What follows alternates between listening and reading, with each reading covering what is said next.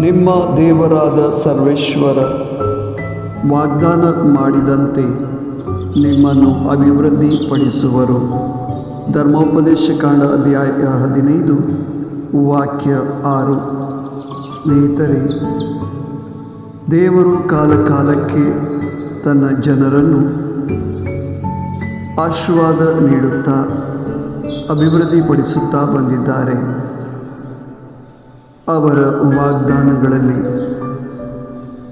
ನಾವು ದೃಢವಾದ ವಿಶ್ವಾಸವನ್ನು ಹೊಂದೋಣ ಮತ್ತು ಅವರ ಆಶೀರ್ವಾದಗಳನ್ನು ಪಡೆಯೋಣ. ಆಮೇನ್.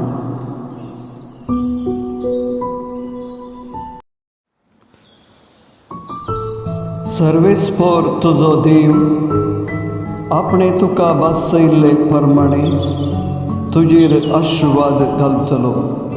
द्वितीयम अवेस्वर 15:6. सर्वेस्पर देव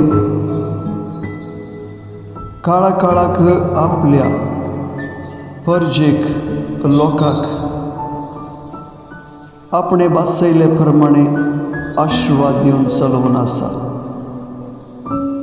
आमी ताच्या बासवण्याचेर दृढ विश्वास दवरया आनी ताची आशीर्वादां जोडून घेवया. आमेन.